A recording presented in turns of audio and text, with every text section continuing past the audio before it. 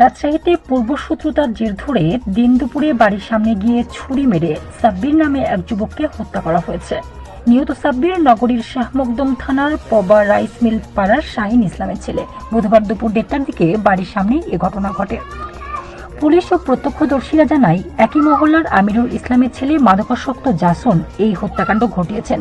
এক সপ্তাহ ধরে এলাকায় তার অত্যাচার বেড়ে গিয়েছিল বলে জানান স্থানীয়রা। খুনের ঘটনার পর জাসন পালিয়েছেন। নিহত সাব্বির তার বাবার খাবারের হোটেলে কাজ করতেন। ছুরিকাঘাতের পর তাকে দ্রুত রাজশাহী মেডিকেল কলেজ হাসপাতালে নেওয়া হয়েছিল। হাসপাতালের মুখপাত্র ডাক্তার শঙ্কর কুমার বিশ্বাস জানান, সাব্বিরের বুকে গভীর ক্ষত ছিল। হাসপাতালে নেওয়ার আগেই তার মৃত্যু হয়েছে।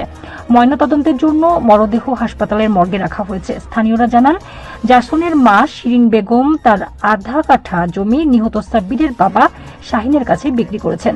এই জমি কেনার কারণে শাহিন ও তার পরিবারের ওপর ক্ষুব্ধ হয়েছিলেন মাদকাসক্ত জাসেন।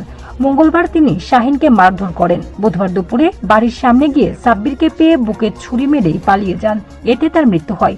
শাহ মখদুম থানার ভারপ্রাপ্ত কর্মকর্তা ফারুক হোসেন বলেন, মরদেহ হাসপাতালে নেওয়ার পর আমরা খবর পাই এর আগেই অভিযুক্ত জাসেন পালিয়ে গেছে। তাকে আটকের চেষ্টা চলছে। ময়নাতদন্ত শেষে মরদেহ স্বজনদের কাছে হস্তান্তর করা হবে। এ নিয়ে হত্যা মামলাও হবে। ওখানে মোবাইল ঘাটতেছিল, আমার এমনি করে মোবাইলে কথা বলছিলাম কারোর সাথে, ওই দু আটটা চাকু একবারে এইভাবে ঢুকিয়ে ঘুরিয়ে দিল।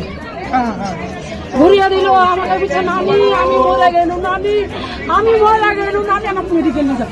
সাথে সাথে মেডিকেল নিয়ে গেছে রে, বাপ মা সবাই নিয়ে গেছে, মরে গেছে রে। আমার লক্ষ্মী চাংরা রে, আমাকে কে আশা দিবে রে, আমাকে বলবে না,